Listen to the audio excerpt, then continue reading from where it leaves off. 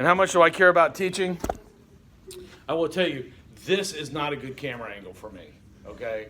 Under any circumstances. That, just not good. Okay, all right. So we're going to pick up where we left off last time. Some basic stuff of public speaking. One of the things I told you last time was that there's nothing really new. We've been studying public speaking now for about 2,500 years. Okay? And so we talked about some models. We went back to Aristotle. All right? Everybody remembers that, right? Anybody have any questions about any of that? Okay, so today we what we want to talk about next is we want to get this out of some things. Let's jump back to Aristotle real quick.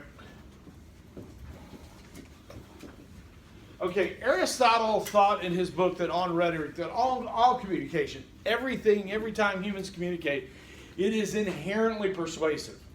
You guys believe that? You buy into it?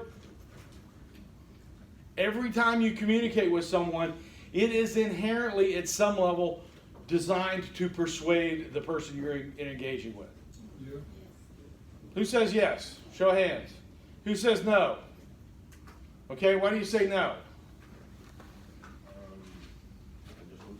You just don't think it is. Can you give me, either of you two, you guys were brave enough to say no, and I appreciate that, okay?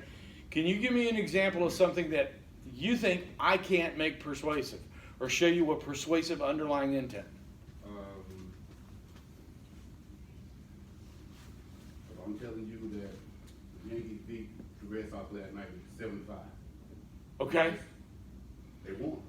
Aristotle would say that even at that, you're attempting to persuade someone to engage you in conversation, or you're attempting to show your interest in a particular subject and convince the other person that you can converse on it at some level.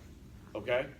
I was just passing on that. Okay. Yeah, and I'm not going to necessarily disagree with you, but a lot of what we're going to be talking about, so I kind of force an extreme, and it is hard to justify that, and some people will sit there and say, when I scream, hey, watch out, I'm not being persuasive. Well, yeah, you are, because you're trying to get the person not to walk into the street or whatever. Okay? Strictly informative, okay? In a context like that, I would say, hey, listen, if you're having an ongoing conversation with someone, like Mr. Larkin up here is a Yankees fan, and I say that about Mr. Larkin because inherently I don't like him, okay, and I don't like anybody who's a Yankees fan, okay? And we've had an ongoing conversation about it, and I'm a Red Sox fan, and I go, hey, Mr. Larkin, Yankees sucked last night, Red Sox win 9-1, okay? Is that persuasive? Trying to. Yeah, it'll at some level. Okay? So when we say rhetoric, when I say rhetoric, okay, I'm talking about the act of trying to persuade someone. Everybody with me? Does that mean all communication there is agenda, sometimes big and small, but an agenda regardless? Well, Aristotle would say yes. Okay. I don't necessarily agree with that. I do believe that at some point we do communicate, we do just simply exchange facts.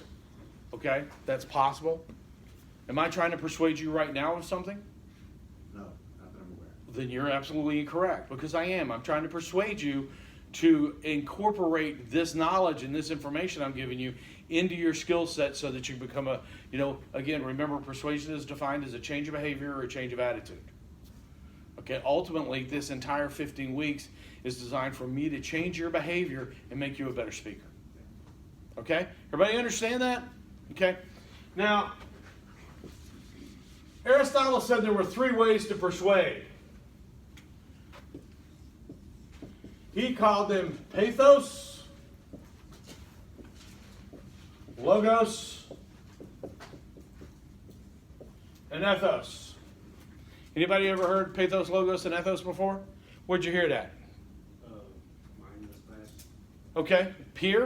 In high school. Okay, in high school. Is that where you heard it at? English class? Okay, all right. So do you remember what pathos was? No. Okay. Pathos is an attempt to persuade based on emotion. All right? Pathos is based on emotion.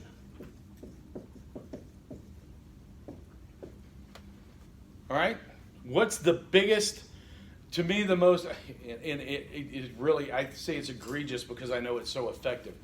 You know what the most blatant example of pathos is that I've seen in the last 15 years? The pet commercials where it has the little sad dog. It's like, The what? Send us money. Yeah, well, okay, yeah, I don't know if you're aware, it's that one where, you're just sitting there, you're watching something, light and enlivening, you're watching a situation comedy on TV, and then suddenly it cuts to a commercial. And the first thing you hear is Sarah McLachlan going, "In the eyes of an angel." And then they basically come on and say, "If you don't give us money, all these dogs will die." Okay? That's just a massive appeal to your emotions.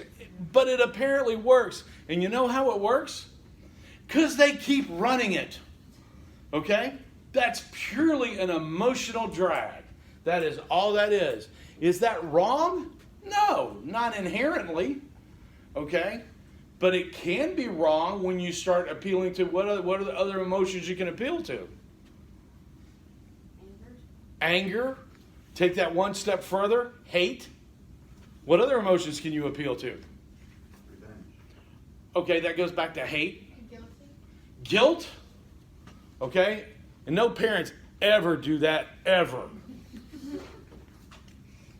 Well, a couple of parents are going like, "Yeah, we do. Yeah, we do." Every parent does. Don't lie. Okay? What about fear?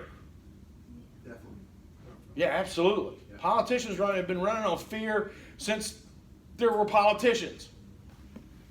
Okay? All right. So logos is an argument based on logic. Now, we would say that you could, base this should be where we're at all the time. Okay? It's just simple. You present a logical case backed by evidence. Seems fairly simple, doesn't it? Okay? Does that always win the argument? No, it doesn't, because sometimes, things that aren't logical, that are logical, we just don't care about. We're more driven by emotion sometimes. Okay? The last thing is ethos. That's an argument based on the personal credibility of the speaker. How many of y'all believe that Eli Manning knows a damn thing about insurance? Seriously, the one commercials I like right now, that are on TV are the Dennis Quaid insurance commercials, because he coming out going like, "I don't know anything about it. I'm just the television spokesperson." Okay? But Eli Manning is sitting there with, I don't know, what's his name? The country singer, one of the licorice hat guys. What? Oh, was it? Oh, Brad Paisley, yeah. Do those two guys know anything about insurance? It sounds like he does in a commercial. Oh, well, actually, all he does is he makes dumb jokes. Well, "Hey, I'm Eli Manning.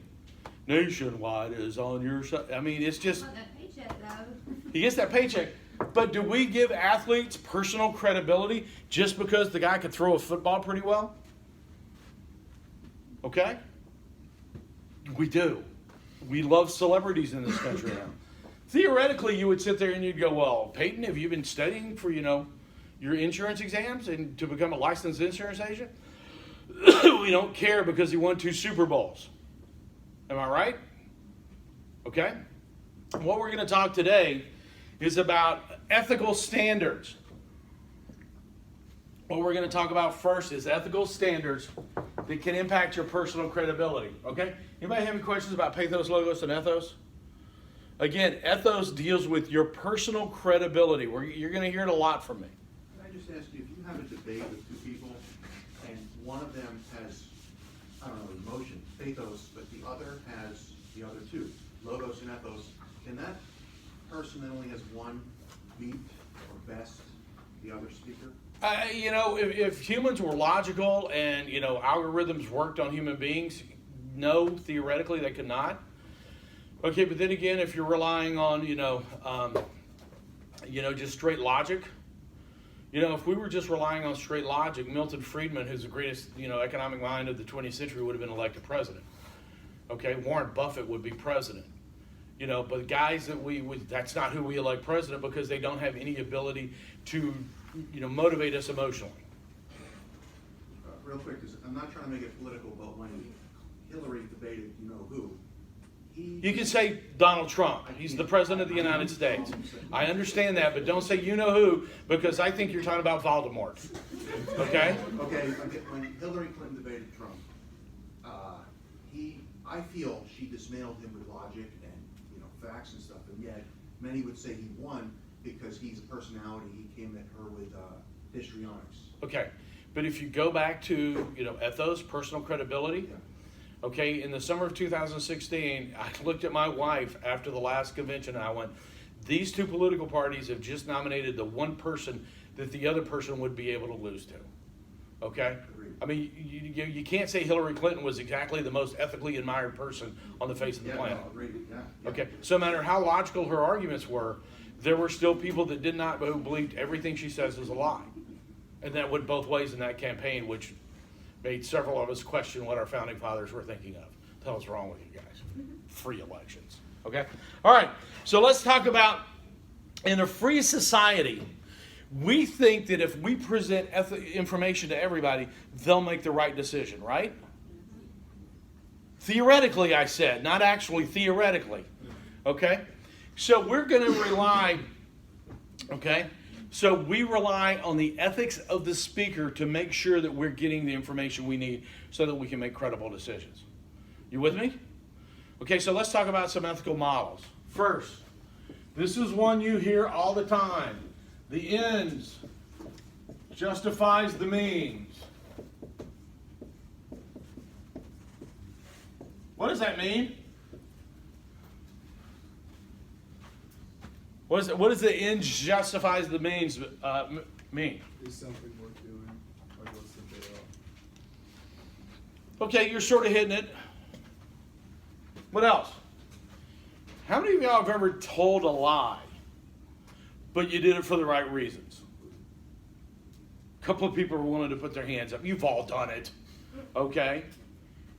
Hey, does this dress look good on me? Looks great. Okay? Is that, is lying ethical? Depends on the situation. No, it depends on the situation. And we're going to talk about that in a minute. But we can justify doing bad things if everything on the end is going to be better. Does everybody understand that? I can do some really bad things, but if it's overall for the good of more people, it's okay for me to do those bad things. What do you think is wrong with that? Where do we have problems with that? The law. Well, not just the law, because we pass laws all the time that we do it ends justify the means. What? Things can get out of hand? When it doesn't benefit, like, both sides of the, I guess, argument. Okay, I think what you're heading to is, who gets to determine if the means is good? Or the end is good?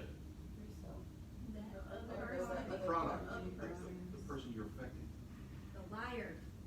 Okay, well, we could go with that. But would there be something that, so let's say the majority gets to do, everybody buy into that? The majority gets to determine what a good ends is? I would agree with that. You would agree with that? No, I wouldn't agree with that. Okay, you wouldn't agree with that? Why not? I mean, just because the majority decides that it's correct doesn't mean that it is correct. Remember, the majority in this country thought slavery was a pretty good idea to the mid-1840s. Okay? So who does get to determine whether or not the means or the end justifies the means? Who's the minority? You had your hand up earlier. Do you want to stick with it? Okay. So what? Yeah. The person it affects. The person it affects? The person that benefits from it the most. Okay, so the person who benefits from it the most That's what I would say. gets to determine whether or not the ends is good. Whoever's in power to set those. But does that make it good just because they're in power? I didn't say it was good. I Okay? said that they get to justify the means. Yeah, but again, what we're asking is, when it's all said and done, what just because somebody said, oh, well, we're better off because we did it this way. Is this a trick question?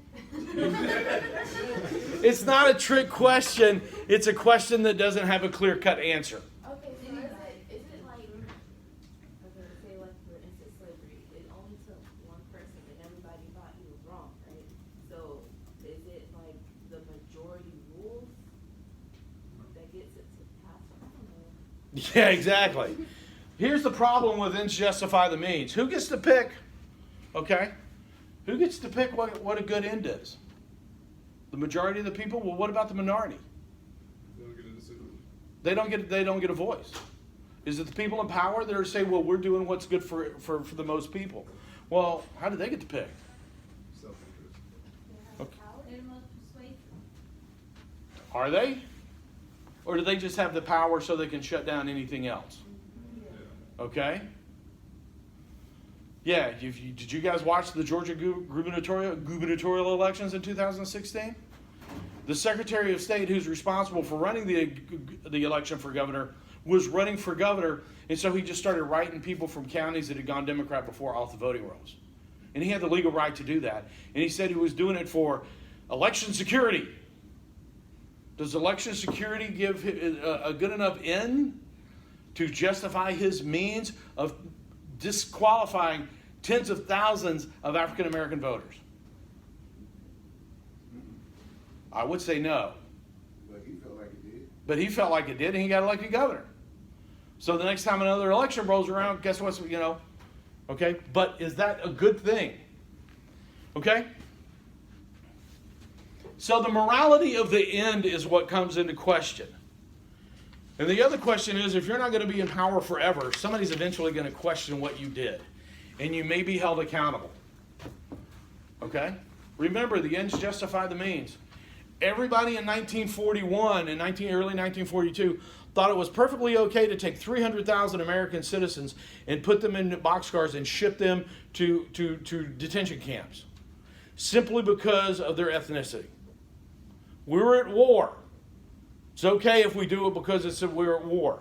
We now know the Korematsu versus the United States, which was the Supreme Court decision that allowed the United States to detain 300,000 U.S. citizens simply because they were of Japanese ethnicity, was one of the worst Supreme Court decisions of all time. Right up there with the Dred Scott decision. Okay? And we sat there and we said in 2001, 2002, hey, listen, the United States was attacked. Extra me, what was it, the phrase they were using? Anyway, it was torture. We could torture prisoners because we're being threatened. Ultimately, that cost us more than it ever got us, because we suddenly become a nation who tortures people. And we had to admit it publicly on the world stage. We thought the ends justified the means at the time, but now, 15, 20 years later, we're now beginning to doubt that. Or at least people who think about these things at least have to question it. Okay? The next model we're going to look at that you hear a lot of, and you've already heard it,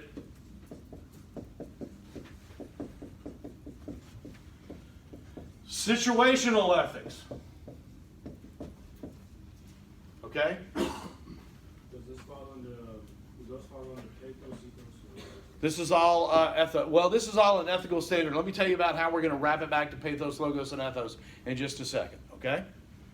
Okay, situational ethics can be summed up by the one sentence, you weren't there, man. Okay? You don't know what we were going through. Yeah, I wound up eating the dog, but we were out of food. What? Well, I mean, Okay, bad example. Okay, has anybody ever heard the name Richard Parker before? Anybody see the movie Life of Pi? Yes. The tiger was named Richard Parker, right? Yes. Okay, Richard Parker is a historic character. There was a rich British guy who was moving to Australia, so we wanted his yacht moved to Australia. So we hired 4 guys to sail it from England around the tip of Africa to Australia. Well, this yacht was never designed for that kind of sailing. Okay, so off the coast of West Africa, it sank. 4 guys wound up on a lifeboat.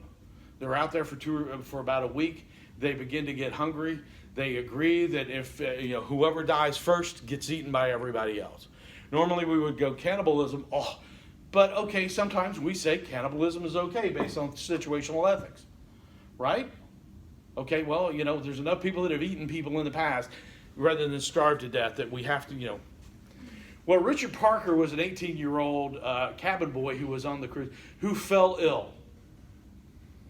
So the members of the other 3 guys go, he's probably going to die anyway. We're really hungry. So let's just speed up the process. And they killed him. He was going to die anyway. They were going to starve possibly before he died. Were they justified in killing him to speed up an inevitable process? No, he didn't die, they killed him. Depends on who you're talking to. Yeah, well, during the court of inquiry, they freely and openly admitted to it. During the court of inquiry, the Royal Admiralty found that they were not justified in killing him.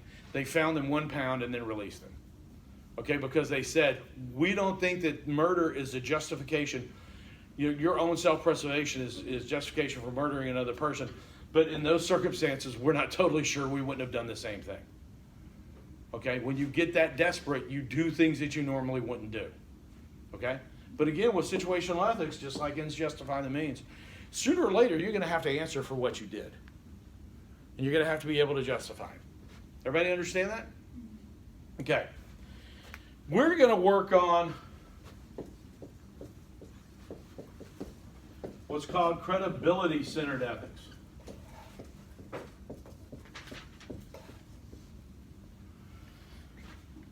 Well, this works under the premise that you will be held personally accountable for what you do and say in public.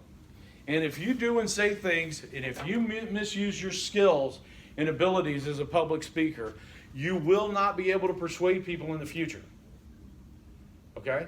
Does everybody understand that? So if I get up here and lie to you, give you false information, manipulate your emotions, sooner or later you're going to figure that out.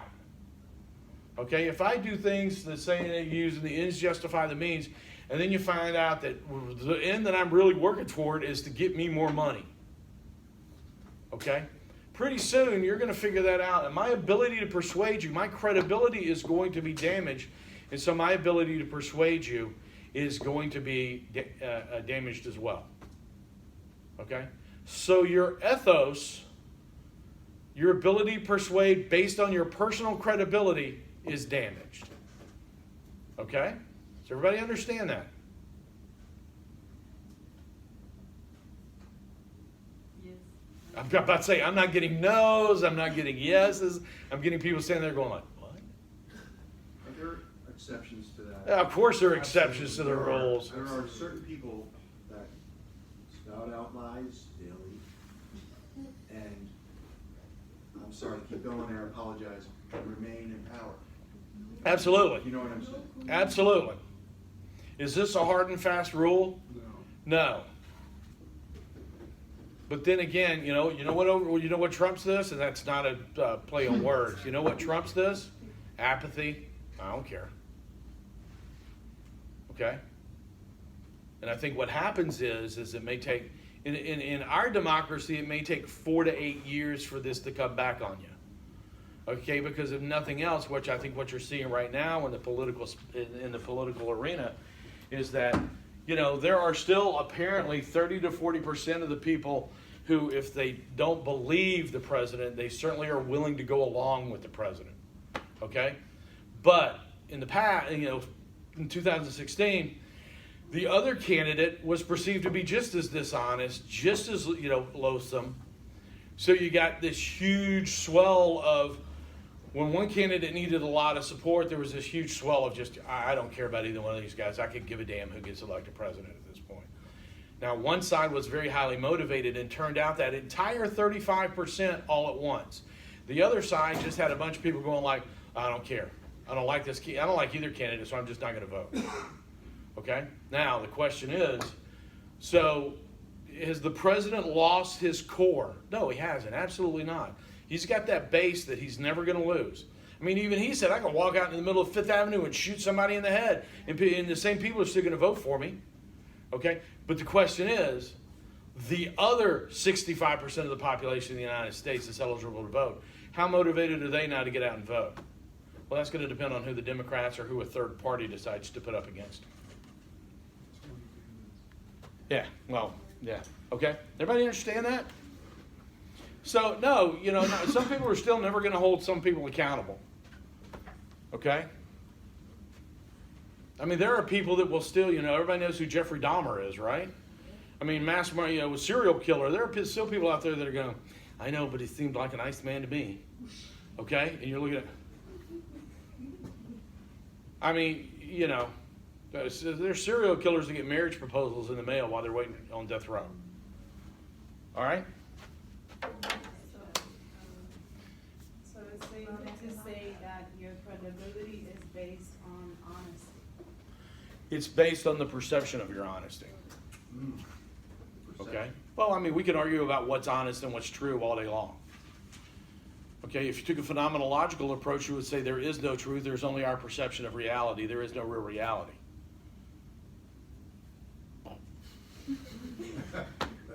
That's grad school crap right there, I'll tell you what. That's what I got out of 2 years at Auburn University, working on a master's degree.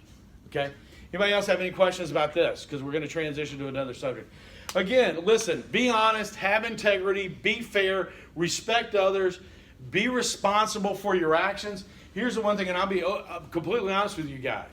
One of the things that really drives me nuts about this president is when he will sit there and say, you know, I'm having some regrets about the tariffs I put on China. And then he comes back 18 hours later, I never said that.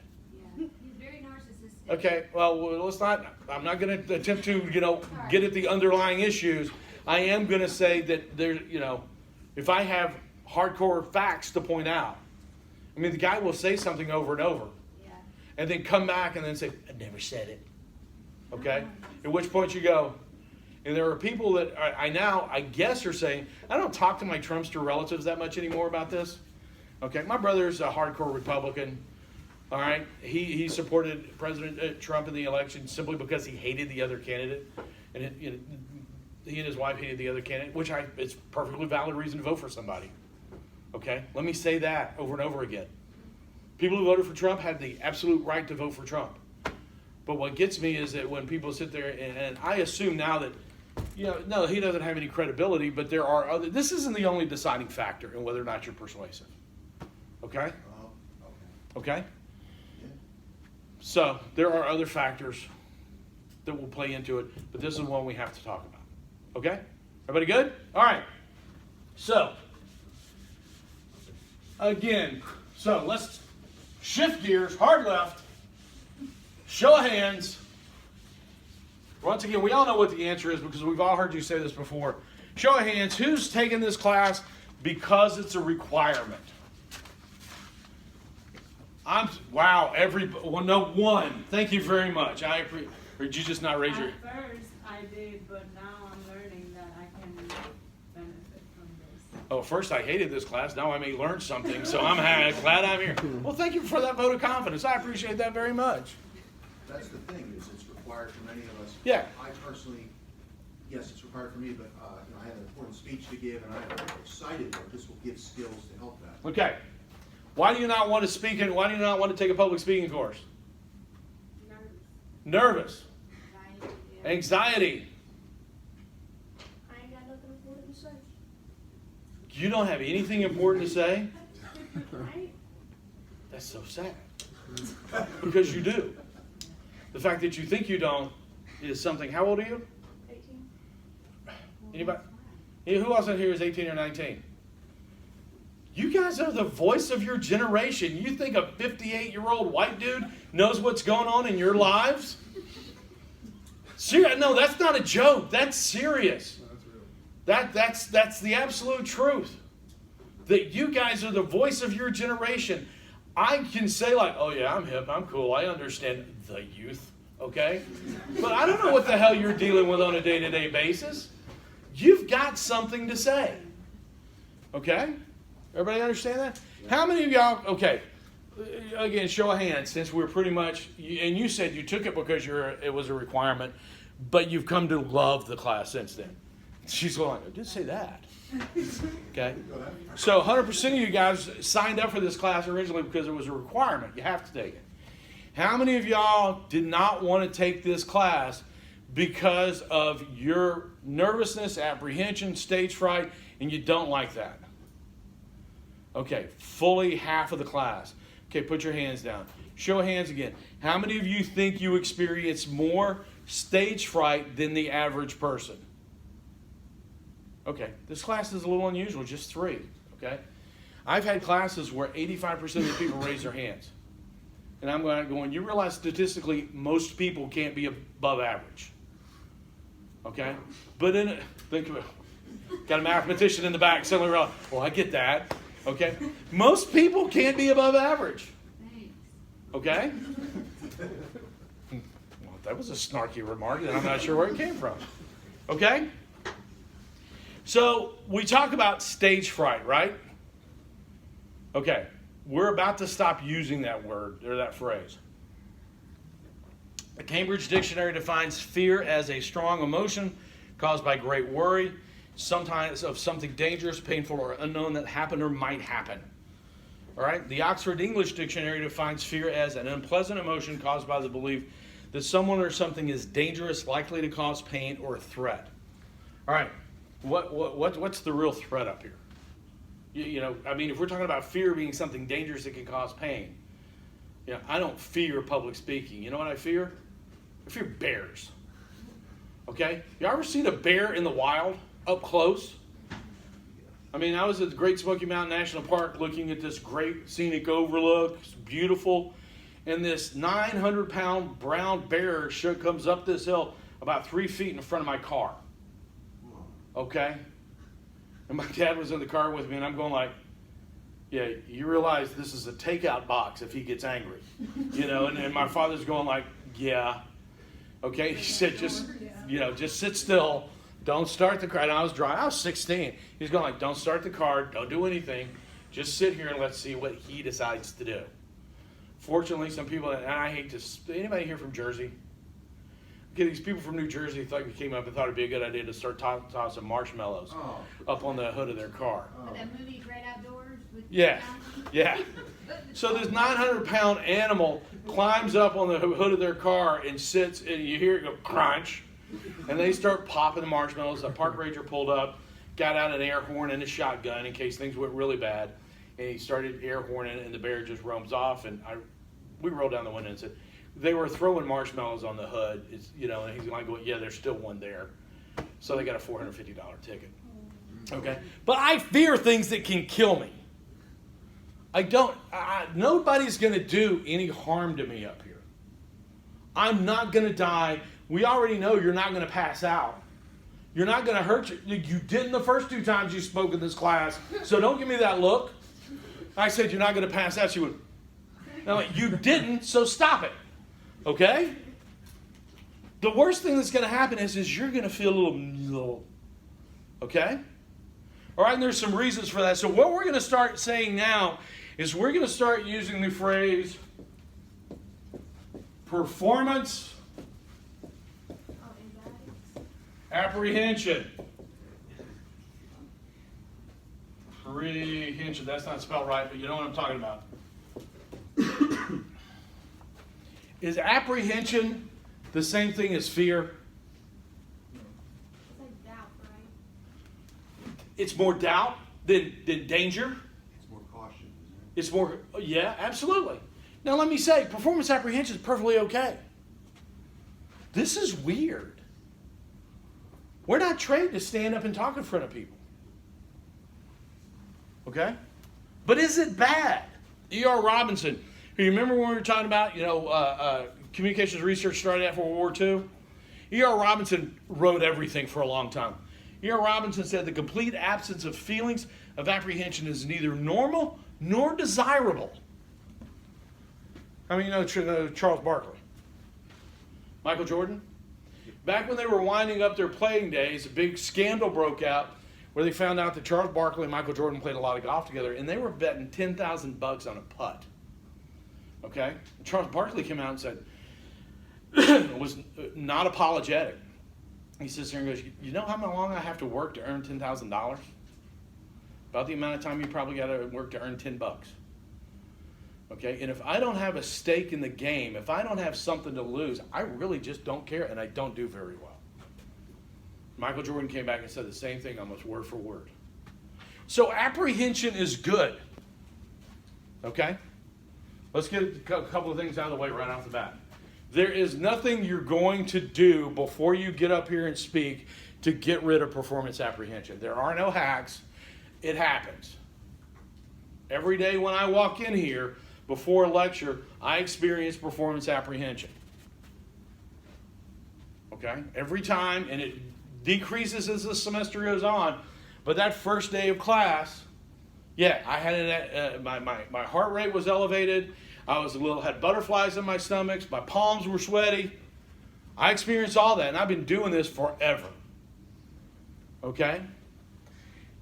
People who suffer extreme performance apprehension are not mentally ill. Okay? There are people who will say that. That's not true. Mentally ill people don't react in a way that is appropriate for the circumstances. Standing up here and letting 25, 30, 400, 500 people stare at you is not normal. Okay? So to be apprehensive about it is a normal reaction to the event. All right?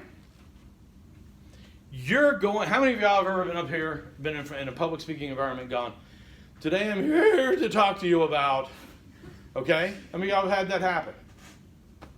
Okay? You notice it a lot more than they do, because one of the things that happens when your body goes through all these physiological changes is you become hyper aware of your surroundings. Your audience does not hear it or see it. Okay, you're up here going, But you know it, and then you lock up, and then you forget what you have to say, and then it. that's why you have note cards. worse, and- That's why you have note cards. And that's why you push through it. What I'm telling you is that you're not going to experience I'm not telling you you're not going to experience, because you are. What I'm telling you is it's normal and you can push through it. Okay? And the more times you get used to pushing through it, the more confidence you have. I do believe that. Okay? All right. Yeah, most of the symptoms of performance apprehension are not externalized. So the audience is never going to see it. And if our biggest fear and the reason we have performance apprehension, what's the biggest fear? Why do people have apprehension when they get up here? Fear of negative judgment. Yeah, you think you're going to look stupid. Was that what you were going to say? What were you going to say? I say it because I turn like really red, get bright, flush red. Yeah, we had a guy that used to work for me that we used to call the human thermometer. Because when he would get up and give a brief, you could see the red. I mean, literally, it would move up to the top of his head, and then it would move back down. It was fun to watch. I mean, seriously, it was. People started that because he was a really smart guy. He really needed a lot of practice because this kid was going places. So every time I got a chance to put him in front of people, give it a briefing, people were going like, "You just like having Mickey do it because you like to see the human thermometer." I'm going like, okay, that's a side benefit, but it's not the only reason I do it. Okay? Yeah, but again, that goes back to we're worried we're going to look stupid. Okay? Am I right? Okay? So, let's do this.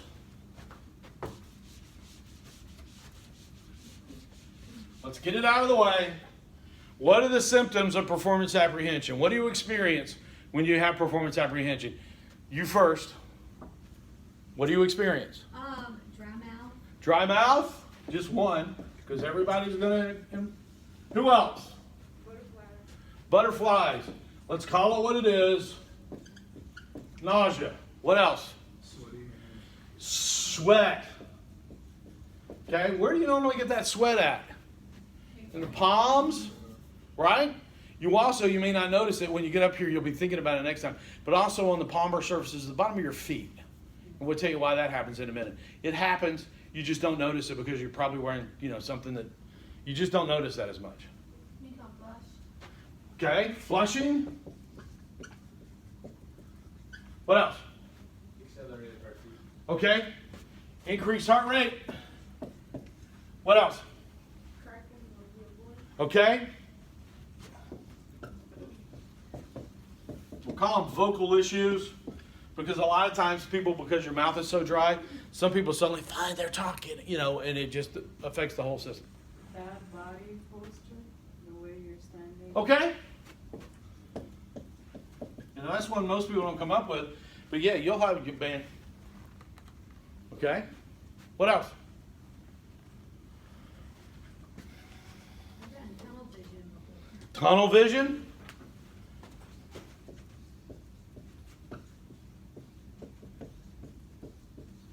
What else? Stuttering. Okay, we'll put it up here. Hyperventilate. We'll just call that rapid breathing. Okay, because your performance apprehension doesn't cause the hyperventilation. The hyperventilation is a result of your rapid breathing. What else? Blank out, forget. Okay.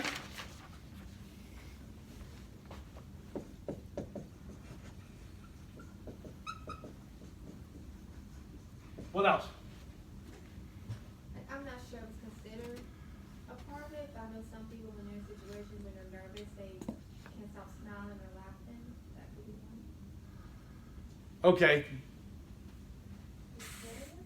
Like, you know, like you. Yeah, I know. I'm just trying to, without going into a whole lot of detail that we don't need at this point, tell you why that's not really. Okay, that's more of a behavioral impact. Okay, not a physiological impact. Okay. Yeah, shaking. Anything else? I think, Okay, that goes under posture. in my opinion, the king of all of them, panic attack. Panic. Okay, that's a combination of all of these. The panic attack would break down into all of these separately. You know, that's just a group. Panic attack is not a thing; it's a grouping of things. That's the ends that justifies the means. Yeah. Okay. All right. So let's talk about why this happens. Anybody ever hear of it's a better term. Usually, it's called fight or flight. Okay, it should be better termed fight, flight, freeze. And this goes back in our evolutionary development when caveman was walking through the jungle, okay, and a saber-toothed tiger starts creeping along. You know, our deep ancestors have three choices: run, fight, or try to stand very still while the animal passes by. Right? Everybody with me? You can fight, you can flee, or you can freeze. All of this goes back to that. You get this massive dump of adrenaline, okay? The pancreas releases a ton of sugar. Your spleen releases a whole bunch of red blood cells that carry more oxygen. All of this is designed to give you the, your and these are called apocrine sweat glands, okay? So it gives you the ability to grab limbs and climb a tree. Your soles of your feet get moist so you get better traction, okay? All of the blood in your extremities start to pool into your core so that in case you get injured, you will have blood in your vital organs. So, at the same time, a lot of people don't realize, why are my palms sweating and yet my hands are freezing? Okay, it's because all the blood has flowed into your core. Okay, everybody understand me? Okay, this is a physiological process that is not voluntary. It's like breathing. Okay, you don't think inhale, exhale. You can, but if you stop, if you pass, I'm just going to hold my breath. What's the first thing that happens when you pass out? Start breathing again. All of these are involuntary. Okay, but here's something. Here's a little something you need to know. Okay? There's this thing called the stages of performance apprehension. And I will post this to the Blackboard site. How many of y'all like scary movies? Oh, wow. All right. Can you stay scared for 90 minutes? Yes, it's great. You can stay at a slightly high level, but when somebody, ah! Can that happen every 30 seconds? Eventually you're like, oh, yeah, I know, shut up. Okay? You can't maintain that level of anxiety for very long. Okay? So we talk about the three phases of performance apprehension. The first stage is the anticipation phase. That happens as soon as you begin to think, hey, listen, I'm going to have to do a public speech or some sort of public performance. I have had students tell me that the anticipation phase started 2 years before they took my class when somebody told them, yeah, you're going to have to take SPC105 before you graduate. And every time when they went in for advisement every semester and they said, you haven't taken public speaking yet, they'd go, oh. Okay? There are people in this room right now that are like that. Okay, the anticipation phase really probably going to kick in when it's a speech day and you walk into this classroom and sit down and the inevitability of you giving a public speech hits you right in the head. All right, everybody with me? The next phase is confrontation. And that is when you are right here and you are confronting the fact that you are giving a public speech. All of those symptoms kick into high gear. Okay? Man, you're nauseous, your palms are sweaty, your mouth is dry. All right? You're shaking, your hands are shaking, your voice is going all over the place. And again, remember, you're seeing all of those, the audience is not. But here's the thing. All that sugar that your pancreas has dumped is going to dissipate about 3 minutes. You can't maintain that. Okay? It's going to go away. Sometimes it will take a little bit longer. Sometimes it will have more and more practice. And then you get to the adaptation phase. Usually it happens in between 2 to 3 minutes. Okay? You will begin to feel yourself settle down. All right? You know what shortens this confrontation phase? If you do it more over time, you begin to have confidence and knowledge that that confrontation phase is not the norm. It will dissipate. It will go away. And you will settle down into adaptation. Okay? Everybody understand that? Anybody have any questions about that? Anybody doubt it? Even when you were standing up here the other day, did you not feel in that couple of seconds that you were up here talking that you were beginning to settle down? Okay? Got a couple of people say, no, well, yeah, I'm only uphill for 30, 40 seconds. In most cases, you didn't have a chance. That's the other reason why the first graded thing you'll do is a manuscript reading, which is very structured and you can externalize what you're trying to communicate. Okay? Everybody with me? Okay. So let's talk about, go into the other causes.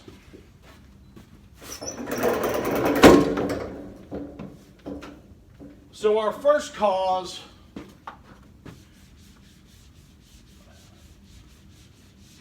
was biological. And there is nothing in the world you're going to do about that. You are who you are. The human animal is who they are. So number one is biological.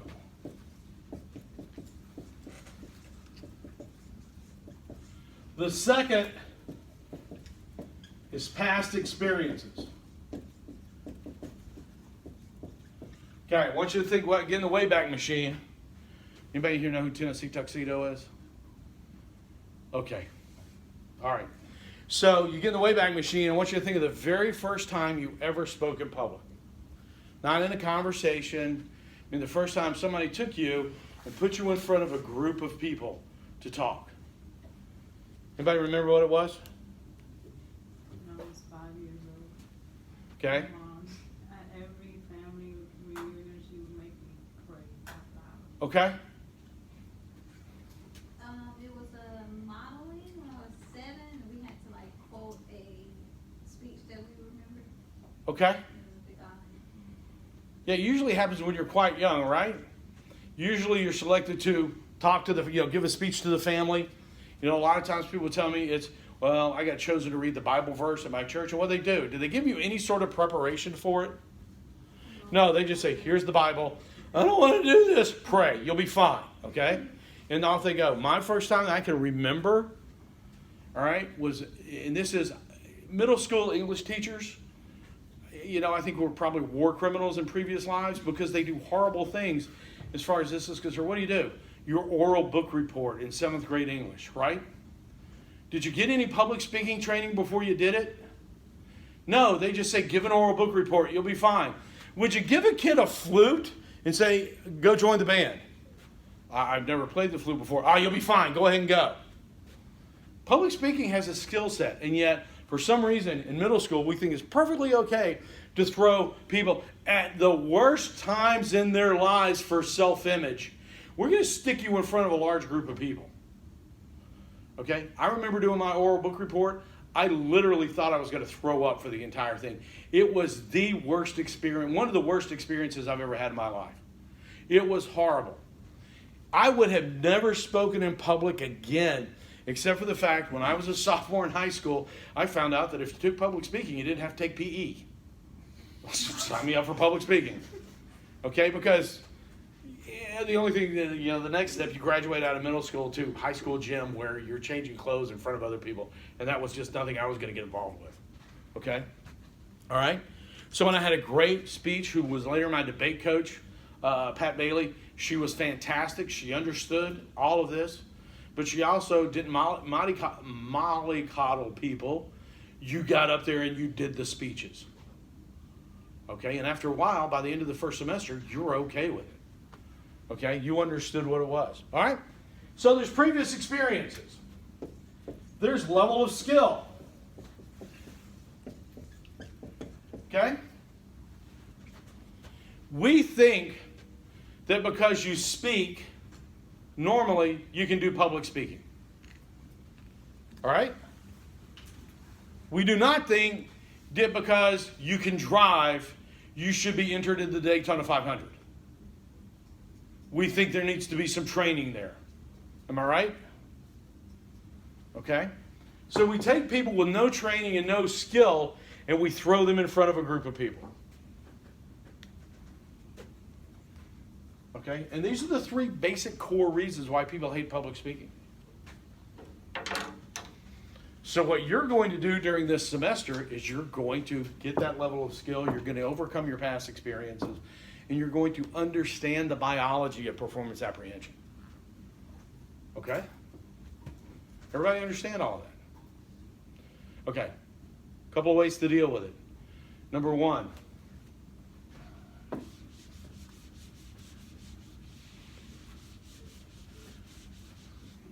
focus on communication, not performance. Remember, your goal up here is not to necessarily impress people. It's not to meet a certain standard. It's to communicate the information you have to the audience that is there, right? Okay, we do that every day, all the time. You know, people always come in here, and we've already discussed this a couple of times. I've never given a persuasive speech in my life. What, you never asked anybody out on a date? Okay, you never tried to get a refund at a store? Okay, that's all persuasive speaking. That's communication for the goal of changing an attitude or changing a behavior. Okay, so try not to think about it as a performance. Okay? Do relaxation exercises.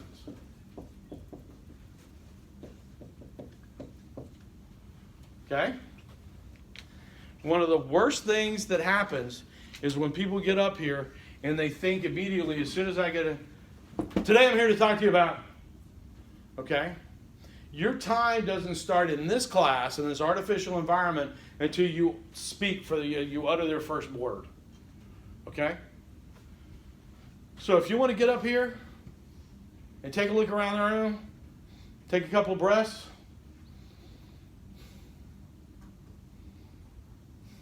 What does that communicate? People think, oh, what that communicates is I'm not ready. What does that communicate? When you see somebody standing up here going, what's that person doing? You're settling down. You're settling down, but also if I'm making, or at least I give the impression that I'm making eye contact. You're trying to get their attention. Exactly. I'm trying to draw you in. I am confident enough in what I'm doing up here that just my presence is going to force you to look at me and pay attention to me. Okay? That's not a sign of weakness. Silence is not a sign of weakness. Okay? People think, oh, I don't know exactly what the next thing I'm going to say is. So, and again, remember, all right? How many words does the average person speak in a minute? A lot. That's a very precise number. Thank you. Okay? How many words does the average person speak in a minute? 190. What? 190? A little bit lower than that? What did you say? Suddenly we have Charlie Brown's teacher in there. Wah, wah, wah, wah, wah, wah. Okay. 120 words per minute. Okay? You speak on average 120 words per minute. How many words per minute can you mentally process? 60. So you're missing every other word? What? 1,800? No, 2. Not 2? More than that. Mental processing ability, most people, 400 words per minute. So on average, you've got 208. You're not using, when you're speaking, you're not using but about a third of your capacity. So what's going on? And then when you get up here and you're experiencing performance apprehension, all that sugar hits your brain, that number goes up. So you've got this 300 to 350 word gap that you're filling in that nobody else knows about. So when you, and again, guess what happens to your sense of time? Yeah, your sense of time is, I've been standing here staring at my cards for 6 minutes. It's been like 3 seconds. Okay? So when you lose yourself and you lock up, a couple of people said that. What do? You stop, you take a breath, you look at your cards. And what do people in the audience think you're doing? No, they think you're, as long as you're not going, oh geez, okay? They think you're just looking at what you're going to say next. It's part of the natural process. People don't assume that you've lost your mind. Okay? Now, what happens is people assume that everybody out there is looking for, an opportunity to think they failed. Okay? And so they wind up going, and that's what people cue in on. If you're just quiet, take a breath, you're good to go. Okay? When I have a big thing coming up, there's a self-hypnosis technique that I use where you start by very intentionally relaxing the muscles in your toes and you work all the way up to the top of your head. It takes about 15 minutes. If I've got 15 minutes, I do that. If I don't have 15 minutes, any of y'all who have been through a childbirth class knows the cleansing breath.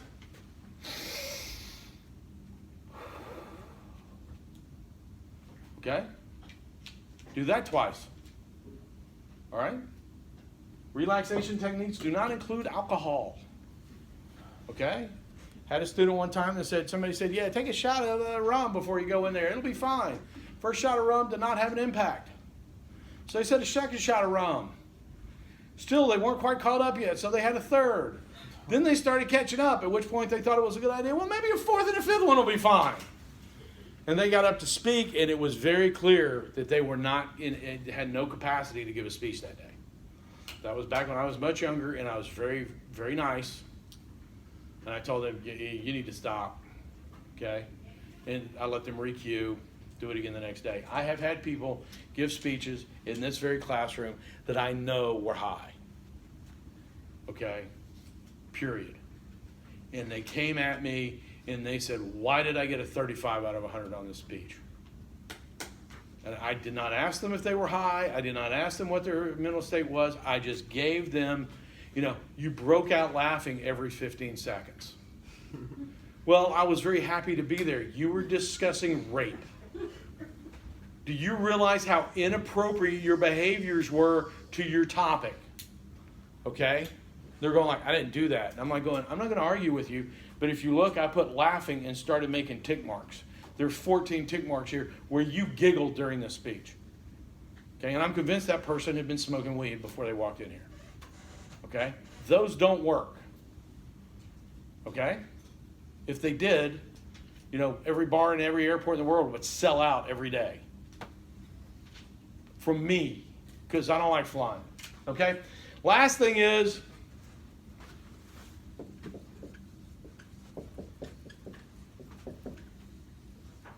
training, and that will include practice. Okay? I encourage you, when you're giving speeches in here, to go home. Everybody's got a recording device, right? Go to Walmart, spend $12 on a tripod, set it up on your dresser, and give your speech over and over. Okay? Because that way you know when you get up here what's next. It blows my mind that people, we don't write our speeches out. Once you start doing those last 3 speeches, you will not write them out word for word. Okay? There will be we'll be doing them extemporaneously. But that doesn't mean you practice less. That means you have to practice more. Like I said, I told you about the guy I had last semester. Retired Army NCO. Failed his first 2 speeches horribly. Okay, it was only his other grades that got him to a B for the semester. Okay, when I looked at him and I said, he said, what can I do to improve my speeches? And I said, well, your first speech was 4 to 6 minutes, and I shut you down because it was a very, very small class and I had a lot more room to let people go. I stopped you at 7 minutes and 45 seconds. And you had not gotten to the conclusion of your speech yet. Your second speech, I stopped you at 6:45, and you hadn't, so you got a 0 on conclusion on both of those speeches. And he goes, well, maybe I should practice. You think? Okay? Everybody understand? Anybody have any questions about that? Okay. We're a little short on time. I'm going to send out a link. Okay? Again, change the topic. Well, no, this is not a change of topic. This goes along with performance apprehension. I'm going to send out a link for a video from Dr. Amy Cuddy. All right? Now, Amy Cuddy she's a social psychologist. She works at the Harvard. Don't start putting stuff up yet. I'm still lecturing. Okay? She works at the Harvard Business School. And she became famous several years ago for a concept she referred to as power posing. She now calls it like postural attenuation because she got really hammered in the social sciences community for her research. Okay. And I really encourage you to watch this video because there are going to be questions on the finals. I already know that are going to be from that video. Okay, we just don't have enough time to watch it. Well, let me see how long it is.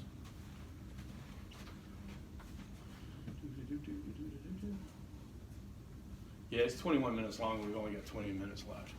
Okay, so this is what Dr. Cuddy says.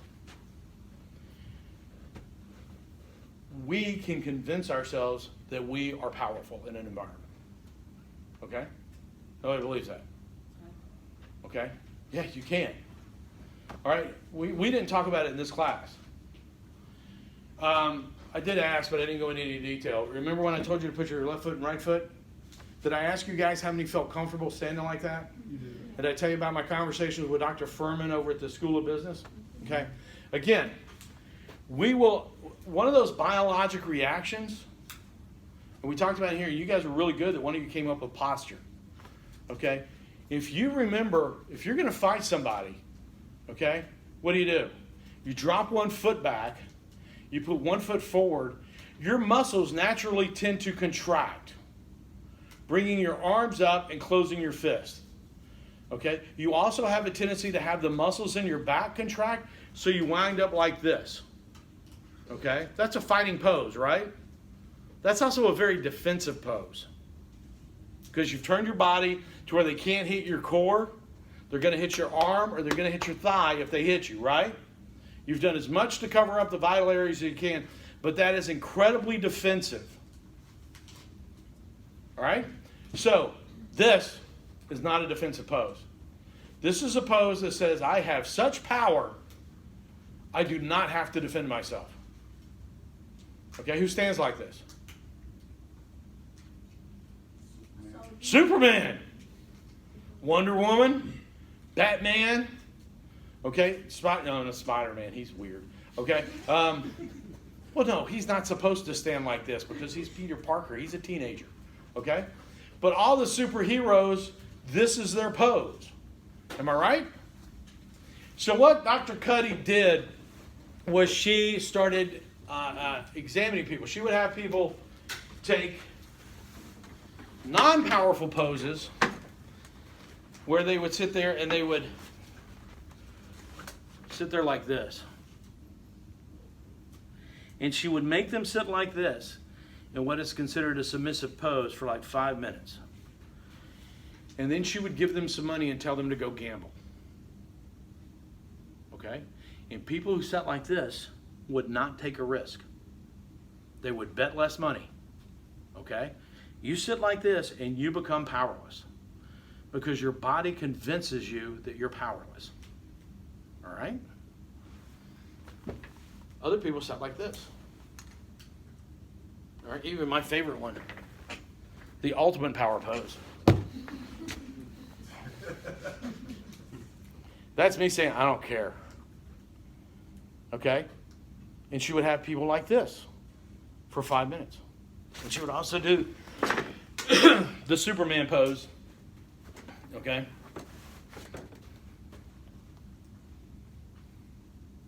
And she would have them stand like this. All right, so a couple of things. And then she had them go gamble. And people who took the power pose were more likely to take risks. Okay? Because they felt more confident. She also did a mouth swab to look at cortisol levels. And what she found out, and this is the part of her research that where things got kind of ugly later, was that their stress hormones were decreasing the longer they took that power pose. Now, she also did self-reporting. How do you feel now? People who took the power pose felt powerful. People who took the submissive pose felt less powerful. Okay? Now, her research did get criticized a lot. And I think there's a couple of reasons. Number one was because successful females are going to get looked at harder. Just that's a simple statement of fact. She was also very popular and she hit pop culture. Okay, and a lot of people in ivory towers don't like, science getting into pop culture. They want it to be sciencey. Okay, everybody understand what I'm saying? It's like why real scientists hate Bill Nye the Science Guy. Okay? But what wasn't up for debate was that, and what she had done was, she had taken it's called a P curve, where things were just barely significant. She said, oh, they're significant. And it became very hard to replicate her research. What never changed was people self-reporting. When they stood like this, they felt more powerful. Okay? Everybody understand? Okay? So what I'm telling you is on a speech day, I am not going to give you a 5-minute warning so you can run outside and go. Okay? And then I'll call you in. So now, unfortunately, that's not realistic. If you're in a room where people are giving 15-minute presentations and you get up about 5 minutes before the next person ends, and you go like this in the back of the room, people are going to think you lost your mind. Okay?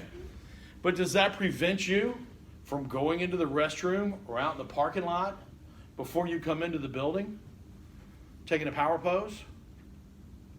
Okay? Does that prevent you when you're standing in front of the class giving a speech, making sure your feet are shoulder width apart and your hands are separate? How many of y'all saw people doing this the other day and reading their cards like this? Okay? Yeah, or the two-hand grab, or they're trying to, okay? Today, I'm here to talk to you about, okay? This is a powerful position. And if you take that powerful position, that confrontation phase dissipates faster because you trick your body into thinking that I'm in charge here. Amy Cuddy says something I've been saying. She didn't make up the phrase, fake it till you make it. Okay, true story. A million years ago, when I was a graduate teaching assistant at Auburn University, the communications department and the drama department at Auburn at that time were all part of the same department. Okay, so I knew all the drama instructors. I'd been talked into doing a couple of drama events. Okay, so I knew the undergraduates in almost all of the undergraduates in the drama department. And there was this guy who was a fantastic actor. Okay, I mean, he was the lead in every production Auburn drama department did. He could do any sort of acting that you wanted. And when he got up to do the manuscript reading, man, he was awesome. Okay? Got up to give his first speech. Today I'm here to talk to you about, he was awful. He was horrible. So I called him over to the side after class. I said, hey, what's going on? And I've seen your manuscript reading. You got a max score on that. I've seen you in I don't know how many productions. You take every role you get and you kill it. Okay? I don't see you as a person that we used to call it back then, stage fright. I don't see you as a person who is overcome by stage fright. What happened in there today? And he said, oh, you've seen me acting. And I was going like, well, what does that mean? He says, well, when I'm in a production, when I'm doing drama, I am acting. I become another person, and that's what makes me a good actor. And I'm like going, okay. Dude, you need to figure out how to act like a good speaker because you're going to fail this course. If we get a repeat of that, and I'm brutally honest with everybody, if I see a repeat of that, you're not, in the next 2 speeches, you're not going to get the grade you want to get out of this class. And he was a graduating senior. He was put off public speaking as long as he could. And it really blew my mind that a guy who loved theater hated public speaking. Next speech, he comes in, kills it, like a 98 out of 100. I was going, okay. Final speech is persuasive speech, 99 out of 100. Okay? I didn't want to say anything after the second speech because I didn't want to jinx it. So finally, when he turned in his final, I said, can you stop by my office later on today? And he said, sure. So we came by and I said, okay, I got to ask, your grades. I've already assigned, I've already turned your grades in. Okay? What went on in that class? What do you mean? You went from being one of the worst speakers I've ever seen to being the best speaker in my class. Something happened. And he said, oh, yeah, it's what you said when we talked. And I said, what did I say when we talked? He said, you need to learn how to act like a good speaker. I went, what? I just there was no thought put into that. He said, yeah, but what I realized was I hate public speaking, but there were good public speakers out there. So this was before the internet, okay? So I went over to the library, I checked out a bunch of videotapes of good speakers, and I figured out what a good speaker acted like. And I acted like a good speaker. I went, are you serious? He goes, yeah, I became the character, good speaker. And I was like, well, how do you feel after your last speech? He said, well, the second speech wasn't as bad as the first one.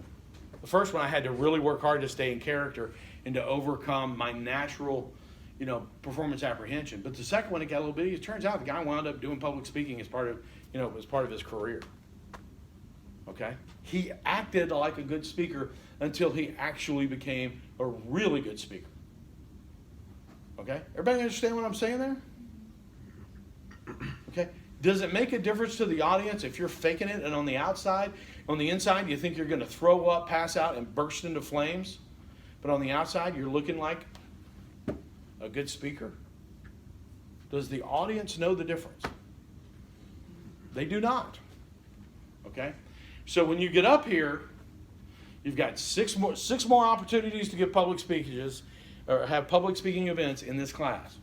Each one is going, I want you to focus on feet shoulder width apart, try to keep your hands separated.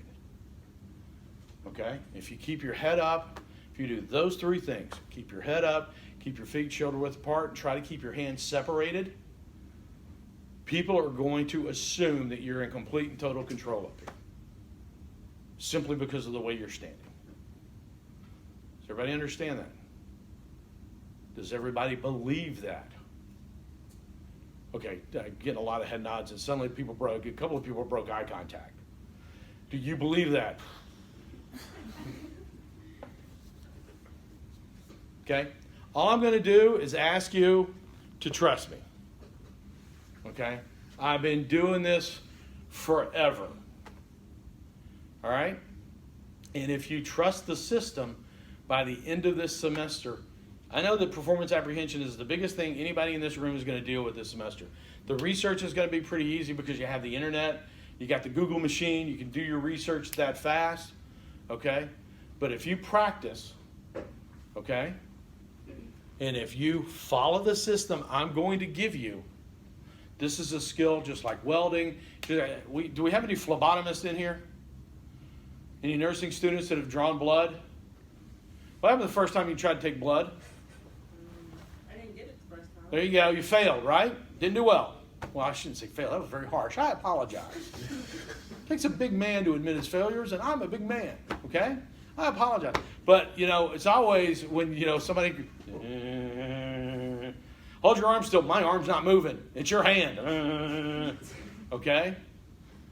You know, even when I've seen people that are, you know, when they try to give shots, you know, practice giving shots to oranges, you know, the orange screams. You know, I mean, they're that bad at it. But do you do it now? Do you draw blood now? How are you a good stick? Perfect. There you go. Okay, now were you very nervous the first time you stuck a live human? Okay. Was that somebody you still know? Or is it just a random person they hauled in off the street? It was random. Okay. Yeah, one of the things that you used to do, you know, as far as, I worked with a lot of special forces units, special operations unit. One of the things that they train on is giving each other IVs. And so they were doing this, and they picked me because I was the fat guy at the camp, okay? And I was okay with it. But one of the things they said, Sergeant Major comes and said, hey, we're going to do a relay race. And I'm like going, that'd be great, you know, and we want you to be on the litter, or the team has to carry the litter. And I said, Sergeant Major, you're picking me because I'm the fat guy, right? And he's the guy going, no, yeah, really, yeah, I am. Okay, and I'm going, sure, I'm okay. What I did not know was at the end of the race, I had to get an IV. Okay? 4 IVs that day. And I'm like sitting there going, okay, because I know most of these special forces medics are almost damn near surgeons. Okay? And the first 3 were like, bam, bam, bam, no problem. And I got bad veins. The 4th one was this guy that was his first deployment, and he's like, and I'm like, ah! Okay? Yeah, and I'm like going, you need to do that about 1,000 times on your teammates before you come after another human. Okay? But now you're doing it really, you don't get nervous about it, it's part of your job. Public speaking is the exact same way. Okay? Anybody have any questions? Okay, remember, don't put your stuff up yet because I want you to remember this. We do not have class on Monday, Labor Day. Okay, I probably shouldn't do that, should I? Okay. All right, we do not, Labor Day is Monday. Again, you're putting stuff up.